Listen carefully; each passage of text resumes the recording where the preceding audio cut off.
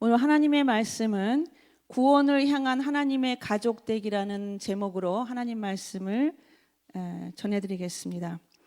이틀 전인 지난주 금요일에 서초동에 위치한 대한성서공회 개혁개정위원회에 참석하기 위해서 공도읍에서 목회하시는 루터교회 목사님의 차를 빌려 타고 함께 가면서 나눈 대화 중의 일부를 여러분께 소개하려고 합니다. 그 목사님은 안성에서 목회하신 지 10년이 되는 루터교회 소속 목사님이자 교수님이십니다. 나이는 이제 60을 바라보고 계시고 결혼하신 지는 25년 정도 되신 것 같습니다.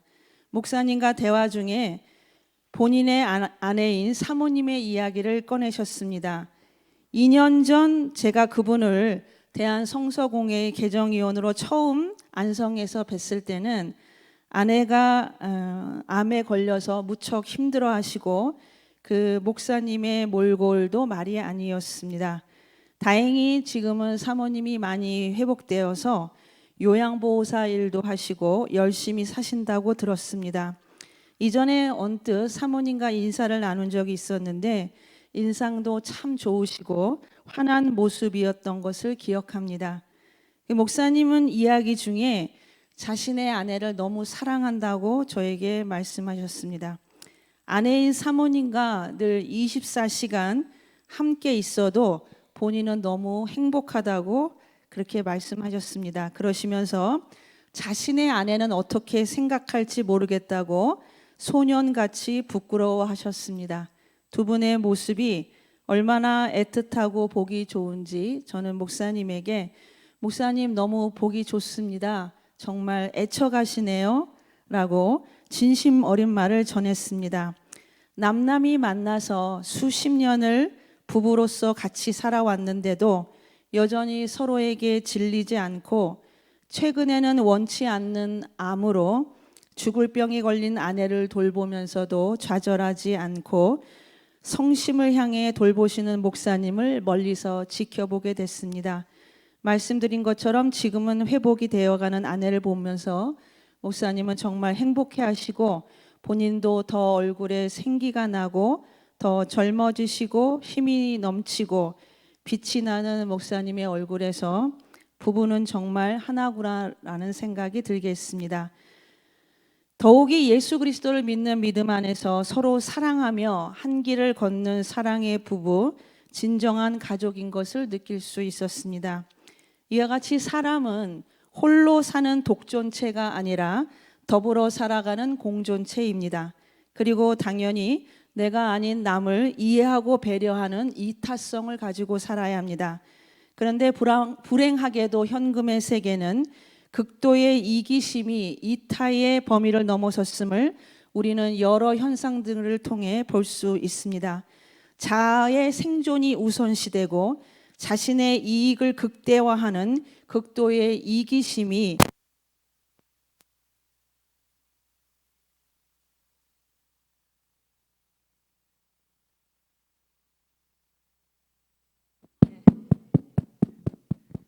제가 그런다고 설교를 마이크가 꺼졌다고 그만할 수는 없잖아요. 그렇죠? 그래서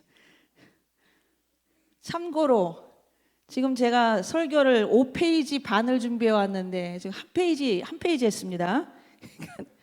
예, 가정 잠깐 이런 극도의 이기심이 안타깝게도 가정에서도 그리고 우리가 살아가는 이 사회와 나라 안에서도 벌어지고 있습니다.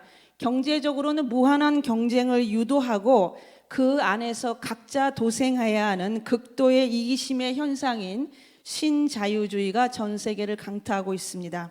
그 결과 전통적인 공동체의 붕괴, 가족의 해체, 개인 자유의 극대화, 집단 간의 갈등과 대립의 수위는 점점 높아지고 있습니다. 결혼보다는 동거 비율 또한 증가하고 있습니다. 저출산과 실업률이 높아지는 등의 현상들로 인해 사회 불안이 가중되고 있습니다.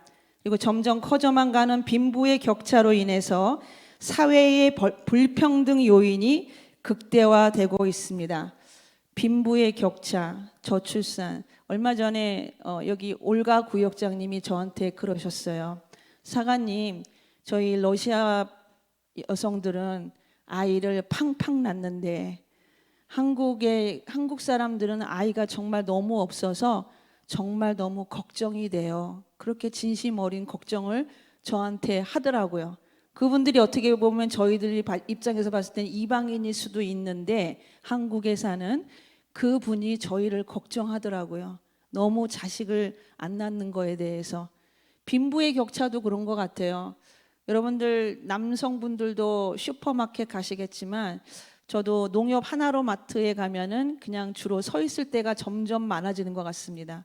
뭘 사야 될지 숫자가 너무 커서 너무 생각할 수 없을 정도로 커서 그래서 그냥 사야 될 물품들을 그냥 쳐다만 보고 있다가 다음에 사야지 하는 것들이 점점 많아지고 있는 것 같아요. 근데 저와 같은 사람들도 많은 것 같아요. 보면 선뜻 물건을 못 잡더라고요. 선뜻 물건을 못 잡고 아시는 것처럼 부추가 지금은 얼마인지 모르겠습니다. 근데 하여튼 제가 보면서 한 비쌀 때는 15,000원, 6,000원. 지금 감자가 조금 싸지지만 얼마 전만 해도 감자 몇 개 집으면 그냥 10,000원.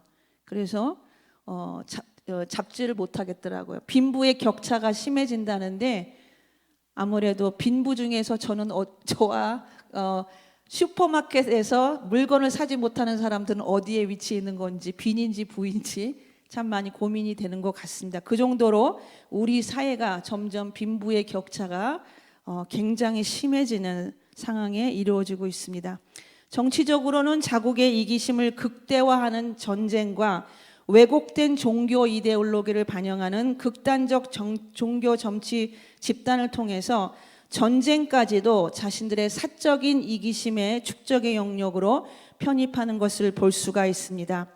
가족에 대해서 되돌아보도록 한 모 방송국의 프로가 방영된 적이 있습니다. 한 집에 산다고 가족일까?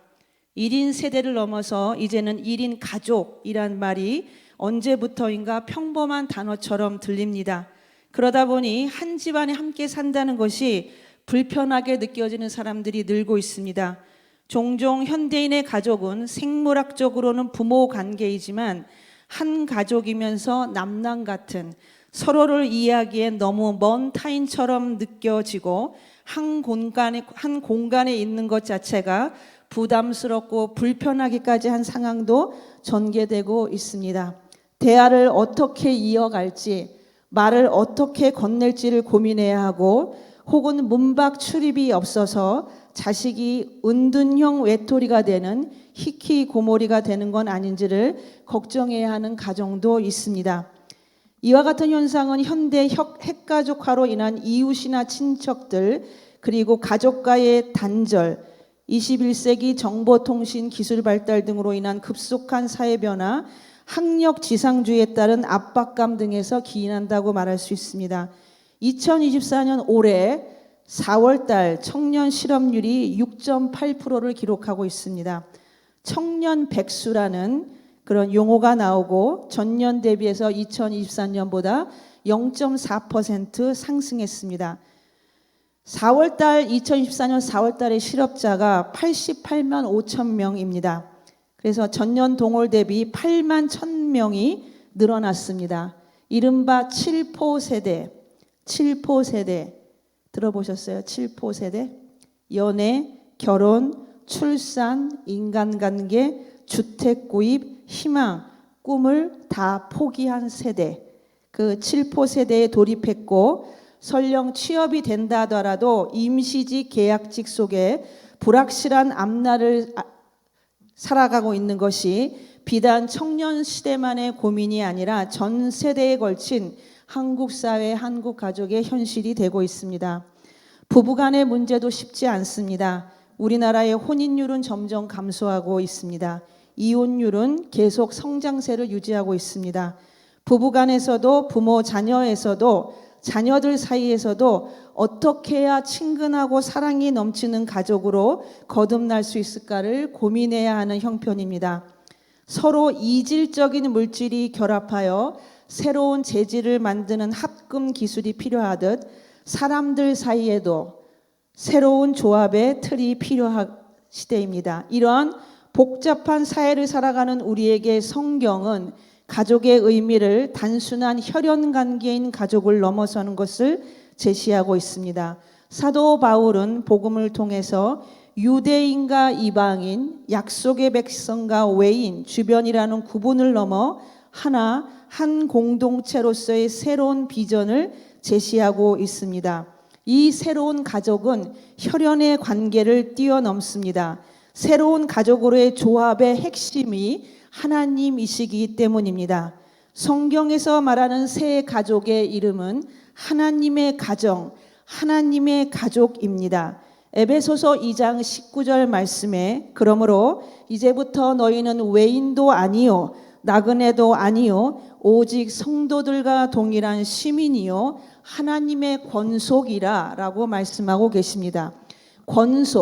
권속으로 번역한 헬라어는 오이케이오스입니다. 이 단어는 집, 거처, 머무는 곳, 가족, 백성 등의 뜻을 갖춘 오이코스, 헬라 오이코스, 집에서 유래된 말입니다. 이 권속이라는 오늘 말씀 에베소서 2장 19절에 나오는 권속이란 말은 갈라디아서 6장 10절에는 가정으로, 디모데전서 5장 18절에서는 자기 가족으로 사용되고 있습니다.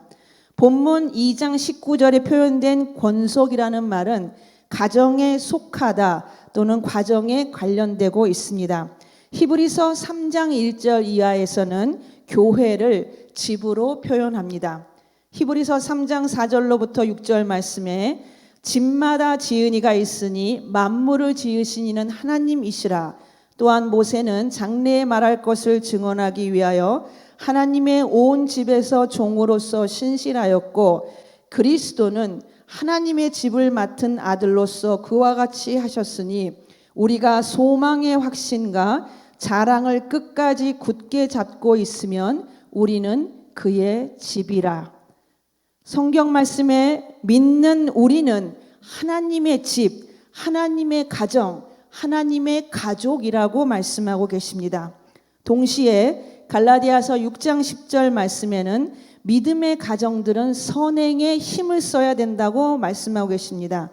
디모데전서 5장 8절에서는 사회적인 도덕 규범으로서 성도들이 자신의 친족, 가족들을 돌보아야 한다는 성도의 삶의 규범을 제시하고 있습니다. 이와 같이 오늘 본문 말씀 19절에 나오는 권속, 하나님의 권속된 우리는 안으로는 먼저 자기 가족을 성실하게 돌보고 특별히 교회 안에 믿음의 가정들은 다른 믿음의 가정들을 서로에게 상대적으로 선행을 베풀어야 하는 것입니다. 혈연관계, 인척관계, 지연관계를 넘어선 모든 이들이 성도라는 이름으로 하나님의 가족으로 연합할 수 있어야 합니다. 믿음 안에 예수 그리스도의 보혈로 하나가 된 가족은 하나님의 가족이란 영적 탄생을 거쳤기 때문입니다. 하나님의 가족은 비혈연입니다. 하나님의 뜻을 따르는 모든 이들이 마가복음 3장 35절 말씀에 형제와 자매라고 말씀하고 있습니다. 비혈연은 혈연 중심의 가족과 민족이란 범위를 넘어섭니다. 예수 그리스도 안에서 성도된 우리는 새로운 가족, 하나님의 가족이 되는 것입니다. 그래서 하나님의 가족은 비민족적이며 시족 사회로 이루어진 지역의 연고주의를 넘어섭니다. 하나님의 가족의 구성원은 민족, 색깔, 성별의 벽이 없는 것입니다. 그러므로 성도된 우리는 믿음의 가족을 세우고 동시에 하나님의 가족을 함께 세워나가야 합니다. 하나님의 가족은 복음을 듣고 믿은 자들입니다. 성령의 인치심을 받은 자들입니다. 예수 그리스도로 말미암아 하나님의 자녀된 자들입니다. 13절 말씀으로 그 안에서 너희도 진리의 말씀 곧 너희의 구원의 복음을 듣고 그 안에서 또한 믿어 약속의 성령으로 인치심을 받았으니 그러므로 이제부터 너희는 외인도 아니요 나그네도 아니요 오직 하나님의 권속이라. 아멘. 하나님의 가족은 그리스도 예수 안에서 선한 일을 위하여 지으심을 받은 자입니다. 영혼 구원을 위해 전력을 다합니다. 하나님이 곧 선이시고 구원이 되시기 때문입니다. 하나님의 가족은 하나님의 뜻을 따라야 합니다. 하나님의 뜻이 가정에 이루어져야 하고 하나님의 뜻이 교회에 이루어져야 합니다. 그러므로 인해 하나님의 뜻인 구원의 역사가 복음에 바친 세상에 성취되어져야 합니다. 우리 모두는 하나님의 가족입니다. 성경은 하나님의 권속이 된 성도들이 따라야 하는 하나님의 집의 가훈을 에베소서 5장 21절에서 피차 복종으로 명시하고 있습니다. 그리스도를 경외하는 모든 성도는 하나님의 가족의 일원으로 피차 복종해야 합니다. 성경은 에베소서 5장 20절 이하에 쓰여 있는 피차 복종하라의 모습을 우리에게 요청합니다. 에베소서 5장 20절 21절 말씀에 범사에 우리 주 예수 그리스도의 이름으로 항상 아버지 하나님께 감사하며 그리스도를 경외함으로 피차 복종하라라고 말씀하고 계십니다. 하나님의 가족이 된 성도는 남편에게, 아내에게, 부모에게, 자녀에게, 고용주에게, 고용인에게 상대를 위해 자기 자신을 복종시킵니다. 세상에서의 복종은 자신을 위해 상대를 복종시키는 방향에서 쓰였다면 하나님의 권속은 피차 복종하는 것입니다. 피차 복종은 사랑하는 성도를 위해서 겸손과 상대방에 대한 존경의 영성이 각자에게 체득되어 있어야 실행될 수 있습니다. 아내와 남편인 부부가 서로 복종해야 합니다. 우리는 모두 하나님의 형상을 따라 지음받은 하나님의 피조물입니다. 하나님은 남편과 아내를 서로 간에 돕는 배필로서 동등한 존재로 붙여주셨습니다. 부모와 자녀가 서로 복종해야 합니다. 자녀는 부모의 동일한 인격체입니다. 주인과 종, 고용인과 고용주는 피차 복종해야 합니다. 주인과 종의 관계이지만 모두는 하나님의 형상으로 지음받은 귀한 존재이기 때문입니다. 피차 복종은 하나님의 가족이기 때문에 기쁘게 따를 수 있는 마땅의 룰이 됩니다. 아내만이 남편에게 복종하는 것이 아닙니다. 자녀이기 때문에 부모에게 복종하는 것이 아닙니다. 고용인이기 때문에 고용주에게 복종하는 것이 아닙니다. 피차 존경하고 피차 섬기는 마음으로서의 복종이 되어야 하는 것입니다. 복종은 상대를 섬기고자 할 때 우러나는 마음의 발로의 결과입니다.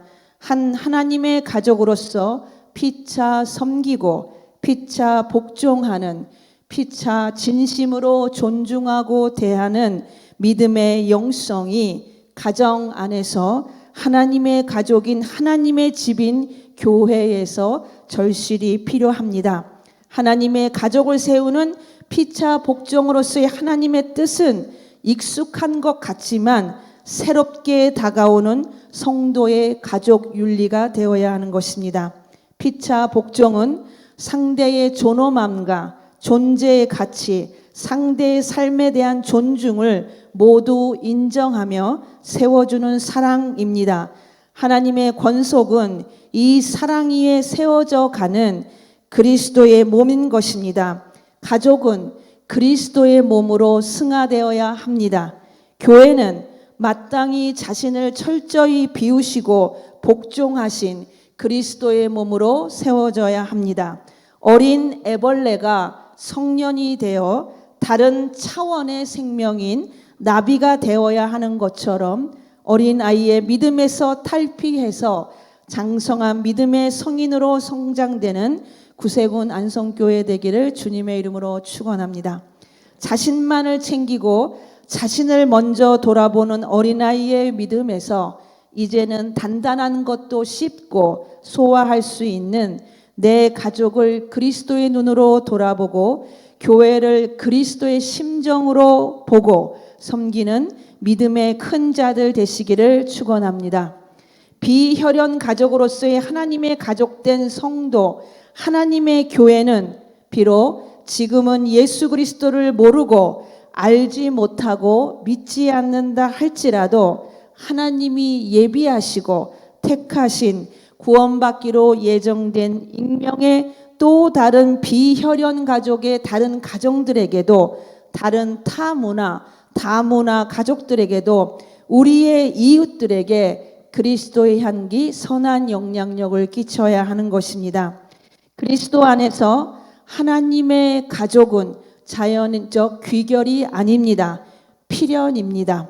하나님의 가족은 성령의 내주하심이라는 은총을 받습니다.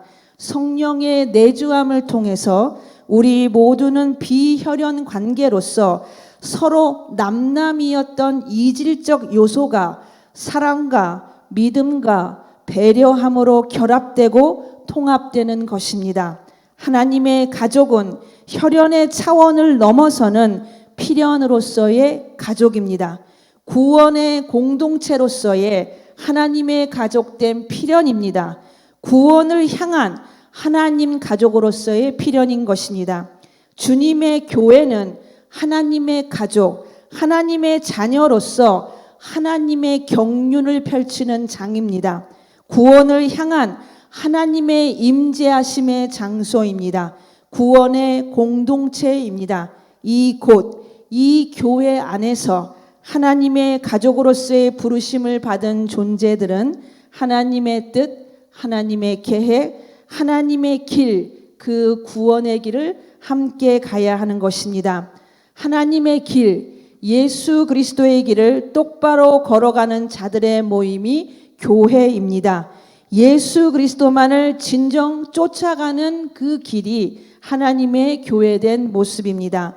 하나님의 가족으로서 함께 걸어가는 길, 주님이 하나님의 가족된 우리를 향해서 소원하시고 열망하시는 구원을 향해 가족의 공동체로서 하나 되어야 하는 것입니다. 하나님의 가족은 복음을 듣고 믿은 자들입니다. 성령의 인치심을 받은 자들입니다. 예수 그리스도로 말미암아 하나님의 자녀된 자들입니다. 하나님의 가족된 교회를 세우고 구원 공동체를 세우는 자들입니다. 하나님의 가족은 피차 복종하고 순종하는 자들입니다. 그러므로 이제부터 너희는 외인도 아니요 나그네도 아니요 오직 성도들과 동일한 시민이요 하나님의 권속이라.